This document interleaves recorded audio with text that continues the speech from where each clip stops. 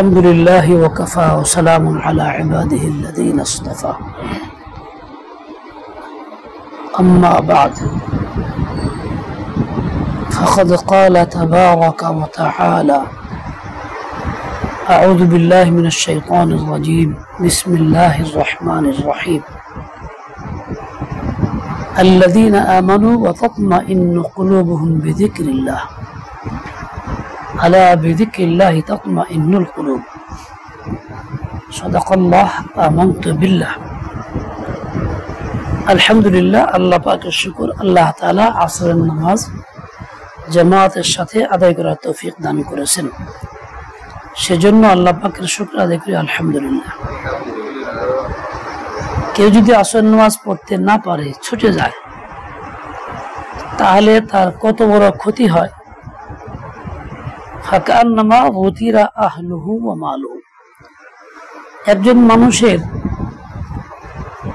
পরিবার পরিজন মাল সম্পদ সব সহ একবারে ধ্বংস হয়ে গেলে যা হয় তার চেয়ে অধিক ক্ষতি হয়, অনেক বেশি ক্ষতি হয় আসর নামাজ পড়তে না পারলে। আল্লাহ পাক আমাদেরকে এত বড় ক্ষতির থেকে বাঁচাইছেন। আবার বলি আলহামদুলিল্লাহ। আসর নামাজ যারা পড়ে নাই, গাফলতের মধ্যে, খেলাধুলার মধ্যে, দুনিয়ার ব্যস্ততার মধ্যে, তারা তো এই ক্ষতির মধ্যে পড়ে গেল। আমার ভাই ক্ষতির মধ্যে পড়বে, এটা আমার দ্বারা মাইনে দেওয়া সম্ভব না, এটা কোনো সুখের কথা না। বরং হাদিসে পাকে আসছে ইমানের আলামত হলোই, ইমান হলোই আন তুহিব্বা লিআখিক মা তুহিব্বু লিনাফসিক, অপর ভাইয়ের জন্য তাই পছন্দ করো যা নিজের জন্য পছন্দ করো। তুমি যেমন জামাতে নামাজ, জাহান্নাম থেকে মুক্তি পছন্দ করো, ঠিক অপর ভাইয়ের জন্য তাই পছন্দ করো। তাকে ওইভাবেই নামাজের ইহতিমাম করা শেখাও, জামাতের ইহতিমাম করা শেখাও, আল্লাহমুখী বানাও। ইমান শুধু নিজে করা না, অপরের জন্য ওই কল্যাণটা পছন্দ করা চাই যে কল্যাণটা আমি করতেছি, এটা ইমান। আল্লাহ পাক আমাদের সহি বুঝ দেন, প্রকৃত ইমান আমাদেরকে নসিব করেন। এই যে একটা সময় আসর থেকে মাগরিব পর্যন্ত অতীব গুরুত্বপূর্ণ, এই সময়ে মানুষ জিকিরে মশগুল থাকবে, আল্লাহর ধ্যানে থাকবে, আল্লাহকে নিয়ে ব্যস্ত থাকবে, এটাই স্বাভাবিক কথা। সাধারণত এই সময়টা আমাদের কাছে খেলাধুলার মধ্যে, ঘোরাফেরার মধ্যে, বাজারে বিভিন্ন ঝামেলায় কাটে, যা কাম্য না। তারপরেও কাটে, অভ্যস্ত হয়ে গেছি। 10 জনের সাথে আমরা চলতে ফিরতে সামাজিকতার মধ্যে এবার জড়ায় গেছি যে আমরা ওইরকম করে থাকি। আমাদেরকে পুরা উম্মতকে আল্লাহ তাআলা হেদায়েত দেন, সহি পথের পথিক বানায় দেন।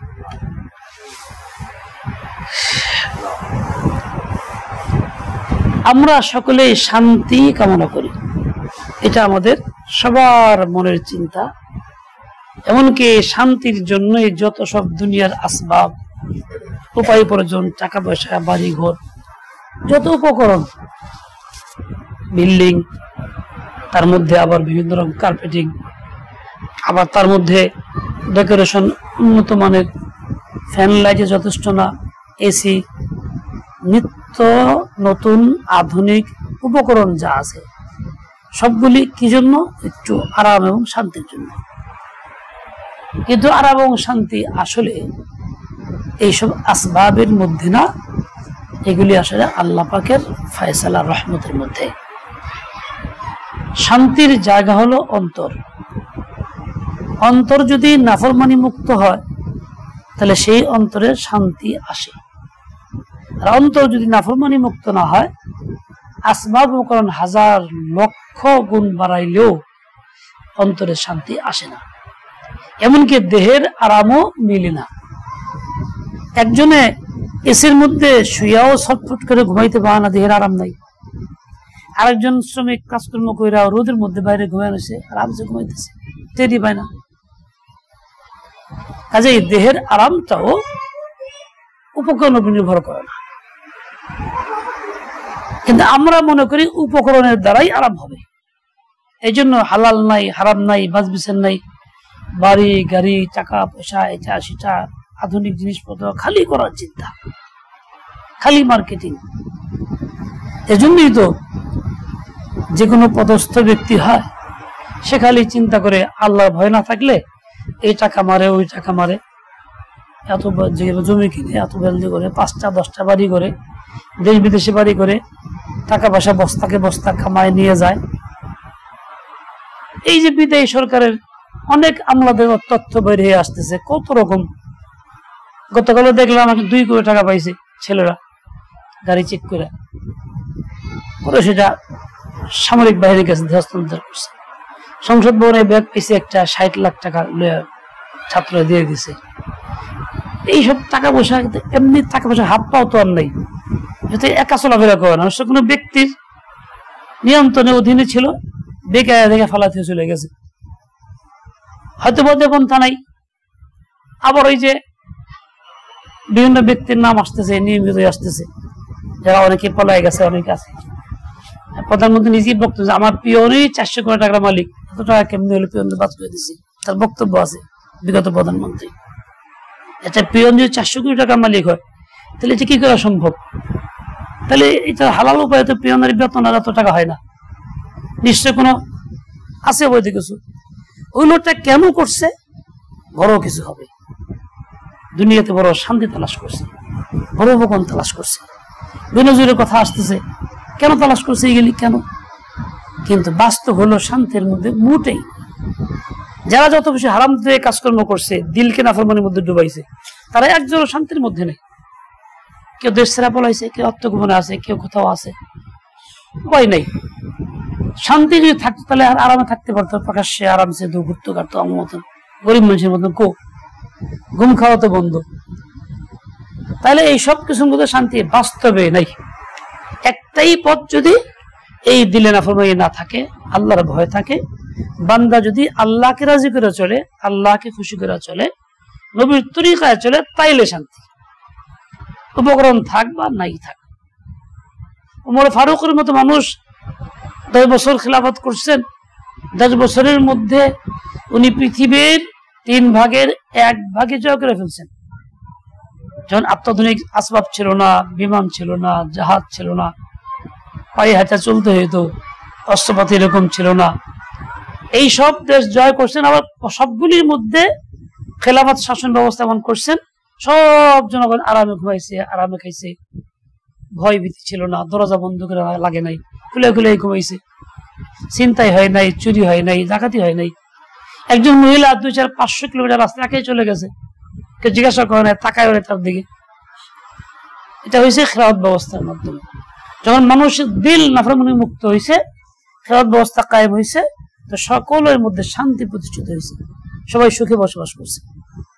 এই যে আমাদের দেশে রাজনৈতিক দলগুলি একদল যায় আর একদল আসে, যারা যায় অনেক উল্টাপাল্টা জুলুম সিতাম করে, জনগণ বিরক্ত হয়, জনসে আক্রান্ত হয়, চলে যায়, বিদায়ী হয়। একদল আসে, আইসি সাহেব তো আবার যেই সেই আস্তে আস্তে ওই রকমই তো হয়ে যায়। শেষে কি হয়? তারাও আবার জনগণের কাছে ধিকৃত হয়। এই যে এত বড় ক্ষমতা পায় কেন ধিকৃত হইতেছে? আসলে যে এই ভিতরে আল্লাহর ভয় বা তাকওয়া নাই, আল্লাহর হুকুম দিলের ভিতরে নাই, নাফরমানি আছে। যে একজন মানুষ নেককার ব্যক্তি, সে তো একটা পিঁপড়ারেও কষ্ট দিতে পারে না, আর আমরা মানুষ মেরে ফেলি, অসংখ্য মানুষ গুম করে ফেলি। আজকে এক সংবাদে দেখলাম যে প্রকাশ হয়েছে এমন 600 মানুষ এখানে গুমই করছে বিগত সরকার। এইটা আগে দিয়েছে, ৭৭ একটা ভিডিও দিছে যে আমরা ভুলি নাই, পুলিশ কেমনি গুলি করতেছে, কেমনি মারতেছে, লাশ উঠাই নিয়ে চলে যাচ্ছে। এত বড় সাকার করছে, এত হাজার হাজার লোক মারা ফেলছে, এই সবগুলো গায়েব করে দিচ্ছে। আবার গণকবর পাওয়া গেছে, আজকে রায়ের বাজারে দেখতেও গেছে, গণভবনের পাশেই গণকবর আছে ছাত্রদের, এই যে ইদানিং যারা আন্দোলন করলো, তরুণদের।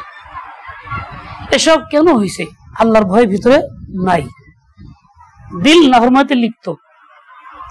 এইগুলি পিছিয়ে মূল হলো যে আমার ক্ষমতা, আমার বাড়ি, আমার গাড়ি, আমার এটা থাকতে হবে, বহাল রাখতে হবে। কিন্তু কি হইল? সুখ তো হইল না, আরামও হইল না। এই তরিকায় হয় নাই, জীবনে হবেও না কারো।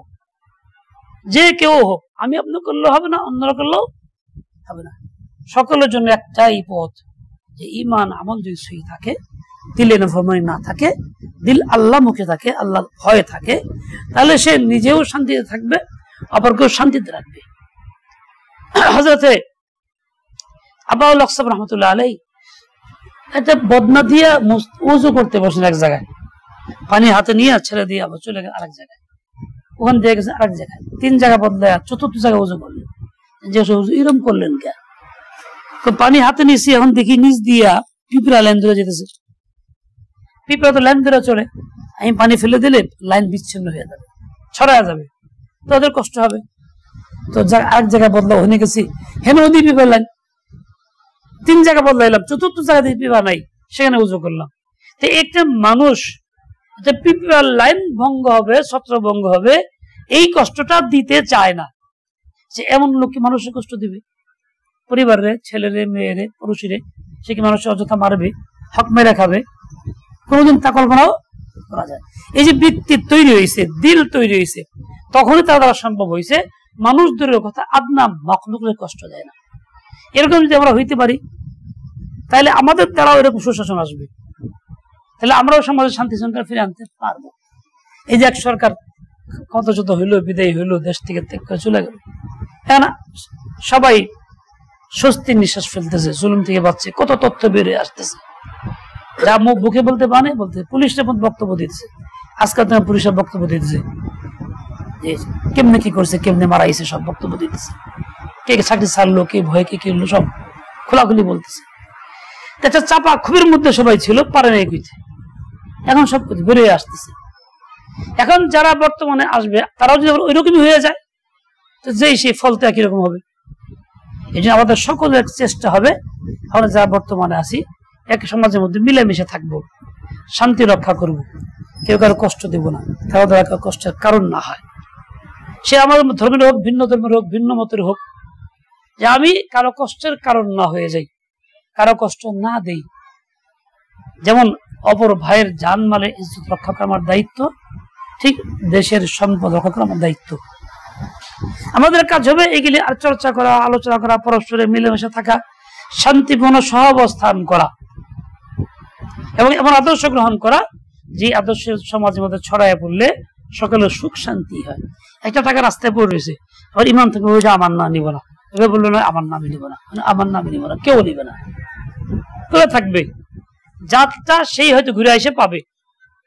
আর ইমান আমার না থাকলে কি হবে? দূরে পাইছি 50 টাকা লয়ে যাই, নাস্তা খাওয়া হয়ে যাবে।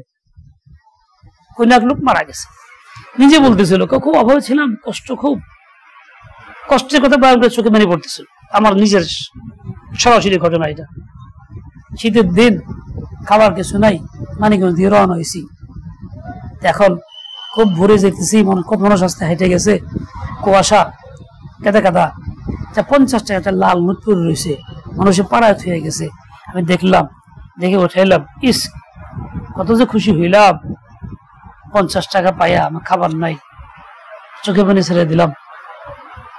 এই লোকটা না খায় রয়েছে, 50 টাকা উঠাইছে এবং সে আনন্দ প্রকাশ করতেছে। আর তা কথা হলে কি হইতো, না খায় থাকি থাকবো, কিন্তু এটা তো আমার মান না, আমি উঠাবো না, এই চিন্তা করতো। দেখেন আমাদের খুব এই ইদানিং 2 বছর আগেই তো আফগানিস্তান জয় হয়েছে, আমেরিকান দেশ থেকে তারা আইছে, তারা আইসা কাউর মারপিট করে নেই, কারোবার আগুন দেয় নেই, দোকানপাট ভাঙ্গে নেই, সবাইকে সুখ শান্তিতে রাখছে। তারা সবাই মিলে কাজ করতেছে। এখন কি ধনী দেশগুলির চেয়ে তারা আগে যেতেছে, তারপর টাকার মান বাড়তেছে, অল্পতে অনেক আয়, রাস্তাঘাট বড় তৈরি করতেছে, খাল খনন করতেছে, কত হাজার 9,000 না কত হাজার হেক্টর জমি একচুটে সব ধ্বংস করলো। আফিম চাষ করে করবো না, এই জন্য এটা না যায়, হারাম বাদ দেয়, আল্লাহ এমনি খাওয়াইব, তারা না খেয়ে মরছে। কারণ বিশ্বের মধ্যে তারা সবচেয়ে শান্তিতে আছে, সারা বিশ্ব দেখতেছে। তাহলে তারা আল্লাহর হুকুম মানার চেষ্টা করতেছে, আল্লাহর রহমত তাদের কাছে আসছে, শান্তি তারা পাইতেছে। আমরা যদি ব্যক্তি তৈরি হয়ে যাই, সমাজকে এইভাবে করি, গড়ি, আল্লাহমুখী বানাই, তাহলে আমাদের এই সমাজেও শান্তি হয়ে আসবে। ঠিক যারা ক্ষমতায় যাবেন তারাও যদি এই মানসিকতা নিয়ে যায়, তখনই শান্তি আসবে। তারাও চিন্তা করে 2 বছর খাইতে পারি না, সুযোগ পেয়েছি, এখন খাইলে কতক্ষণ, তাহলে আবার সেই শুরু হবে, আবার সেই অশান্তি বাড়তেই থাকবে। আমাদের সকলের কাজ হইল আমরা নিজেরাও অন্যায় করবো না, অন্যায়কে সমর্থনও করবো না, জুলুম করবো না, জুলুমকে সমর্থনও করবো না, শান্তি প্রিয় হয়ে থাকবো, আবার শান্তিতে রাখার চেষ্টাও করব। এবং দেখেন, ভবিষ্যতে যদি আমি আমার আপনার চেষ্টা দ্বারা সবাইকে নিয়ে ওই রকম নেতা না বদলাইও নীতি বদলাইতে না পারি, আমি এক ব্যক্তি, আমি ক্ষমতায় থাকি কিন্তু আমার নীতি বদলাই ফেলি, আমি যদি ইসলামী নীতি আনি, খেলাফত ওমর ফারুকের নীতি আনি, মদিনার নীতি আনি, তাহলে আমার দ্বারাই শান্তি আসবে। নেতা বদলানো বড় কথা না, নীতি বদলানো বড় কথা। সবাই চেষ্টা করি যে না, আমরা চিন্তা করবো যা শান্তি কিভাবে আসে, যারা সত্যিকার আল্লাহ ভীরু, আল্লাহকে ভয় করে, তাদেরকে আমরা পাঠাই দিই, তারা কি ফলাফল আমাদের দেখায়, তাহলে দেখা যাবে ইনশাআল্লাহ তাআলা সফল আসবে। এই জন্য আমরা সকলের চেষ্টা থাকবে, নিজেরা দাওয়াতের মেহনত করতে থাকবো, একে অপরকে বলতে থাকবো, গুনাহ থেকে মুক্ত থাকবো এবং রাখবো, এবং পরস্পরের মিলামিশা শান্তিতে থাকার চেষ্টা করবো। কেউ কারো ক্ষতির কারণ না হয়, শান্তির কারণ যাতে হই। ওমর ইবনে আব্দুল আজিজ রাহমাতুল্লাহ আলাইহি সাহাবী তো ছিলেন না, খলিফা খামেস, পঞ্চম খলিফা বলা হতো নাকি, তাবিঈন। একদিন শুনলেন চিৎকার করতেছে এক বৃদ্ধা মহিলা, লোক পাঠালেন, দেখো সে কেউ চিৎকার করে যাই কেন? এক মহিলা আসতেছে রাজদরবারে, না এখানে কি ব্যাপার মা, তুমি কান্দো কেন? বলে যে আমার ছেলে এতিম, আমার বাচ্চার বাবা নেই, স্বামী মারা গেছে, আমার ছেলে আপনার ছেলেকে মারছে, দুজন ছোট কম বয়সের বাচ্চা। এখন প্রশাসন আমাদেরকে ধরছে, বিচার হবে, কঠিন শাস্তি হবে, আমি আপনার কাছে ক্ষমা চাইতে আসছি আমার ছেলের জন্য। উনি বলেন, তুমি ছেলে এতিম, তোমার স্বামী নাই, তুমি কি রাষ্ট্রীয় ভাতা পাও, বাইতুল মালে এতিমের ভাতা পাও, বিধবা ভাতা পাও? বুঝলাম তো তা পাই না। তাই নাকি? এই ভাতাটা কতদিন পায় না, ভাতা আগে দিয়ে দেব। বাড়িতে লোক দিয়া তার ভাতা, খাবার দাবার সবকিছু পৌঁছায় দিছে, ছেলেকে বিচার করে দূরের কথা। এই ছিল আল্লাহর ভয়ে ভীত ব্যক্তি, খলিফাদের কাজ ছিল। এরকম ব্যক্তি সমাজে থাকলে, রাষ্ট্রে থাকলে, তো তাকে দ্বারা কি জুলুমের আশা করা যায়, চিন্তা করা যায়?